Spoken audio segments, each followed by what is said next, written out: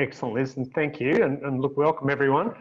Quite a bit to talk about today, which is, again, it's the whole idea, I guess, is for this to be a discussion. We're really, this time we're merging the sort of mid-north coast and hunter regions into one group just because of some of the commonalities, but we understand that, there are some significant differences between the two regions as well. So if you find something that we're talking about that relates more to your area, or doesn't answer the questions in your area, please feel free to pull us up, and we can certainly go down that rabbit burrow. So again, look, very much an interactive session today, and I guess one of the things that we'd really welcome everyone to do is to jump into the conversation any time. We can't replicate quite what we have in a paddock discussion group, but I guess with Zoom and people getting more comfortable with its use over time, there's multiple ways you can put your hand up to draw the attention of myself and Liz to have questions answered, or to raise a point, or to raise a counterpoint. And again, what we're presenting today is just a series of slides and a whole range of topics that we think are pertinent to this time of year. But it's going to be different for everyone. And again, the great thing is we've got 16, 17 people online here that are all going to have some different views and opinions and experiences that we'd really welcome sharing. So sharing thoughts and reviewing options is the way to go today. It's not just about, prescribing a way for you to manage your businesses, because everyone's in a unique situation with unique opportunities, strategies, limitations and resources that you want to take the most advantage of. Just a bit of a disclaimer. Again, the advice here is general in nature, and again, anything that you want to execute on your own farm, you should run by your own advisors and take your own advice on.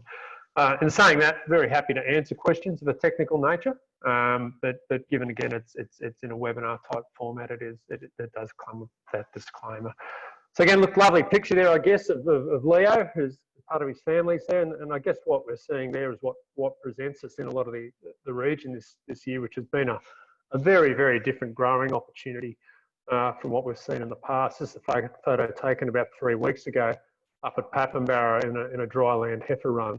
And I guess at the time we're sort of saying, well, how do we start getting on top of this at the moment, where we're actually seeing spring growth rates at the end of winter in some of those well-fertilised farms.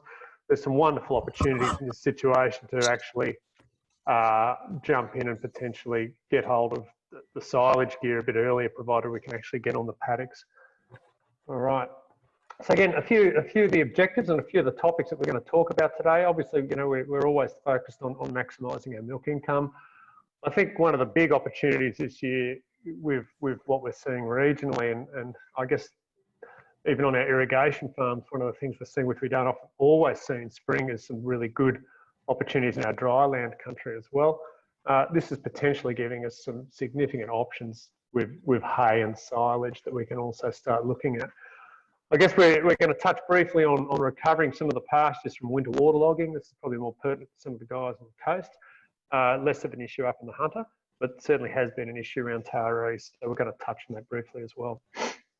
We're also going to talk about the shifting space and input outlook and pricing. And I think, what we're seeing, not only are we looking at some tremendous opportunities on farm, to get the most out of what's been happening on farm ourselves, but we're actually looking at an interesting alignment of planets which we haven't seen in dairy for quite a while, where we have a reasonable milk price, good growing conditions on farm, but we're also going to be looking at some really positive stuff with respect to our purchase feed inputs, and then we'll give a bit of an update as to where we see that sitting. We'll talk a little bit about a few risks in that space and some things to look out for, because again, while the harvest is looking pretty good out there at the moment, years like this often come with wet harvests as well that can potentially be problematic with respect to things like rain quality. I guess we're going to touch a little bit on summer crop planting, which I think, a lot of the time, we can be thinking about this at the last minute. Realistically, if summer crops are part of your operation, we really need to be thinking about those right now. So, look, I guess the first thing we like to do, given it is a discussion group, is just actually have a look at who's in the room. We've actually got a pretty big room by the look of things. It's starting to fill up. But what we'd like to do as part of that is just sort of see who's out there. Tell us a little bit about your operation or where you're sitting in the industry. And also, if we could just get you to just introduce any issues that you might want to specifically touch on today as we're going through the talks. Because again, I've got some stuff here which I think is interesting, but there's always going to be stuff that other people in the group may want to discuss. And we've got quite a good group here with who are likely to have some answers that are going to also be getting involved in the conversation today as we go along. So I guess we'll start. Yeah, Liz, you want to introduce everyone or call everyone in as we go through? Because I'm not sure if I can see them all on my screen. Yeah. We might start with Pete and Josh. You guys just want to introduce yourselves? Yeah, Peter Beale from HLLS. We're just organising this. It's just open something new. We'll develop it over time. It won't always be this format, but it's just an opportunity to think ahead of where we're going, what's happening. Sometimes there's critical times. We'll just put it on. But I hope you get something out of it, and yeah, we'll work on it. Right. Yeah, Josh Hack from PGG Wrightson Seeds. Yeah, basically, there's a lot of opportunities to come, and it's a good time to talk about this sort of stuff and make the most of the options going ahead. So, good stuff, guys. Stuart Lamond. Right. I have a small property near Dyer's Crossing. I just raise weaners and sell them. And I guess if I'd like to hear anything today, I'd like to find out how you grow rye like that stuff in the slide here.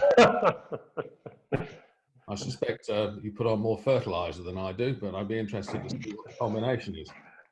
That's often a good comment and a good start, Stuart. So we'll see what we can touch on there. It won't be necessarily a comprehensive discussion on ryegrass agronomy, but we'll certainly be touching on some of the basics as we go through. Thanks. Thanks, Stuart. Thank you, Stuart. Todd, have we got you?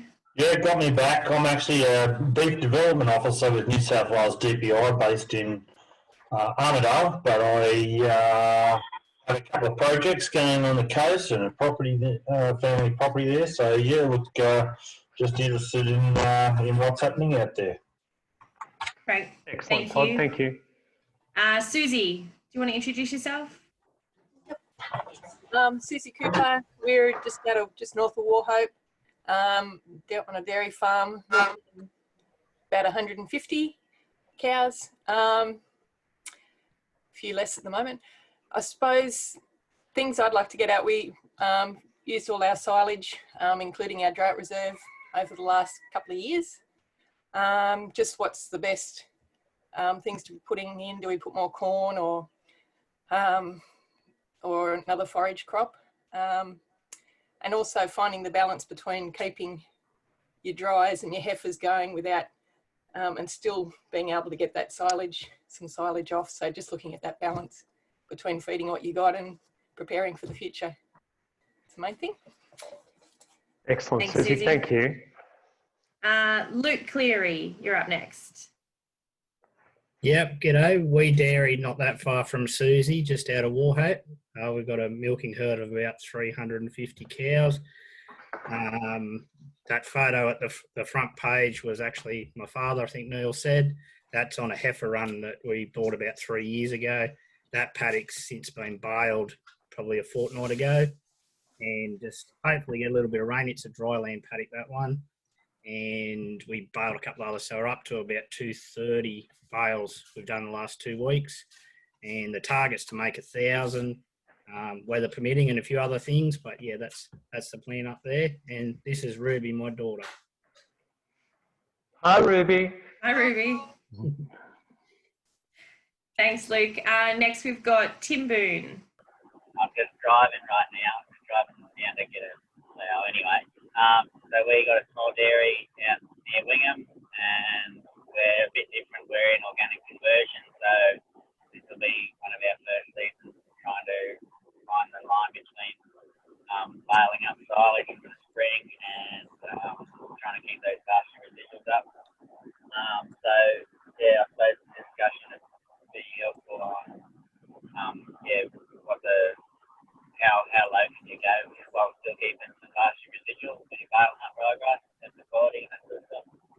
Excellent, Tim.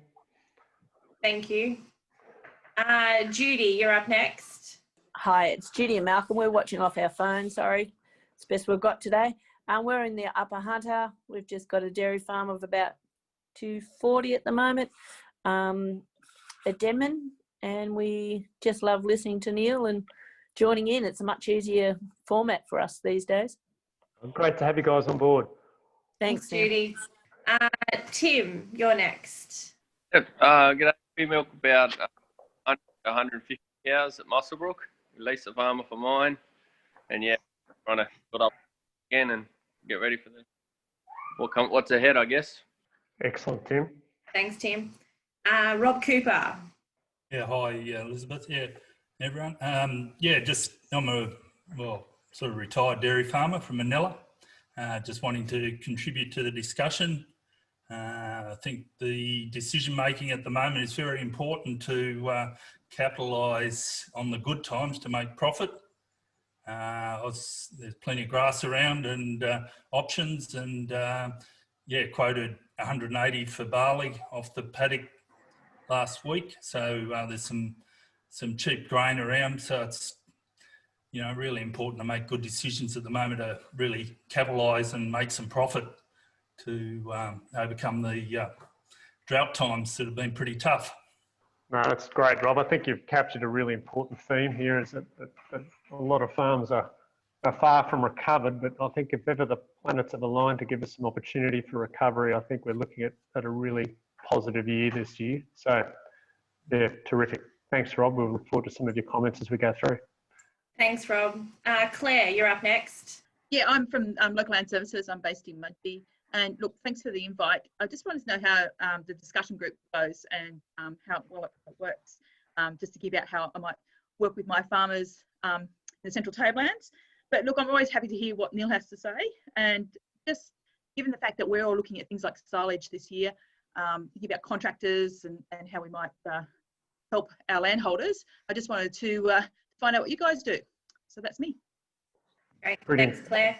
Fantastic, Claire. We'll certainly be chatting a bit about silage, and yeah, one of the big challenges I think you've really hit on the head is going to be contractors this year, and availability and manoeuvring contractors, particularly if we start getting a bit of rain. So yeah, excellent stuff there that we'll allude to a bit as we go through. Carly, you're up next. Thanks, Elizabeth. Hi, everyone. I'm new to Dairy New South Wales. I'm the Regional Extension Officer for the Mid-North Coast region. There's a few familiar faces there, and looking forward to meeting more of you on this call and as time progresses. Thanks, Carly. Terrific, Carly. David. G'day, David Dean, Pastures Officer for Lower Hunter LLS. Just tuning in to keep up to date and see what's going on for the season. So. Excellent, Dave. Kyle, you're up next. G'day, Kyle Ropa here from Farmer's Warehouse in Singleton in the Lower Hunter.